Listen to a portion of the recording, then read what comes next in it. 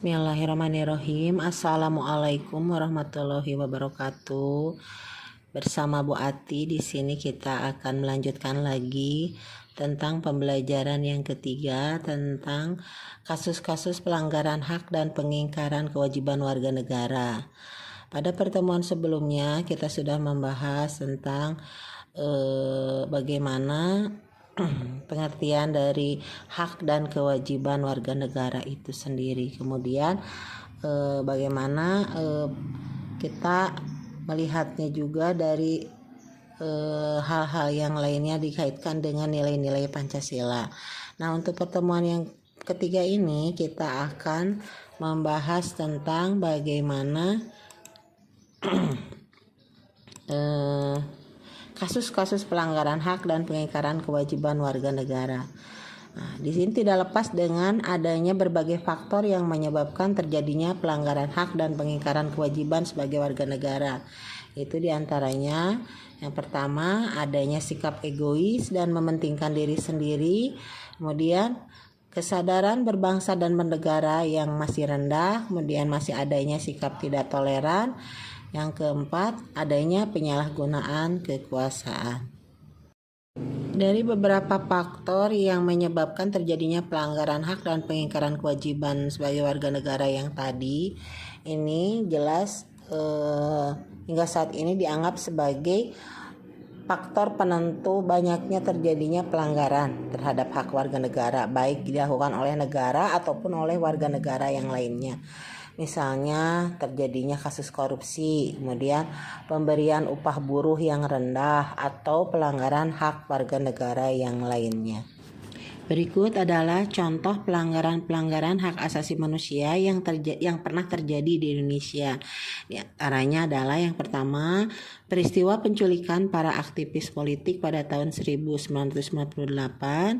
Kemudian kasus yang kedua yaitu kasus terbunuhnya Marsina, seorang pekerja wanita dari PT Catur Putra Surya Porong, Jawa Timur pada tahun 1993. Kemudian kasus terbunuhnya wartawan Udin dari Harian Umum Bernas pada tahun 1996 di Yogyakarta.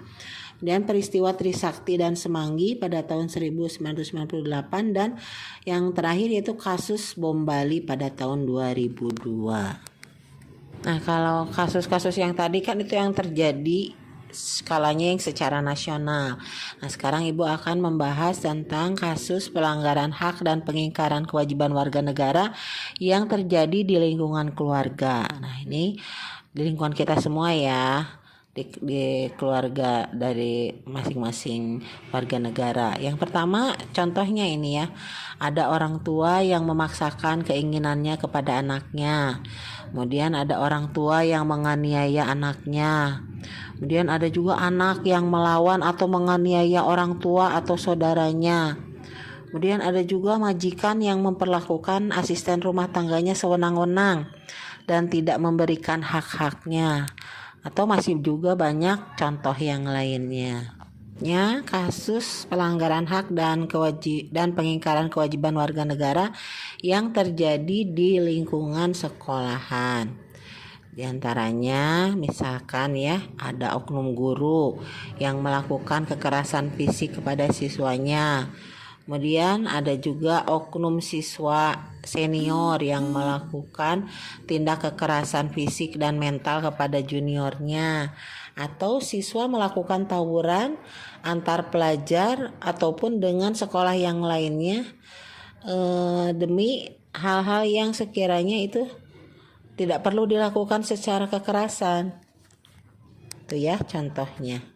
Sedangkan contoh kasus pelanggaran hak dan pengingkaran kewajiban warga negara di lingkungan masyarakat antara lain bisa terjadinya pertikaian antar kelompok atau antar geng atau antar suku yang merupakan konflik sosial dan terjadi di antar daerah.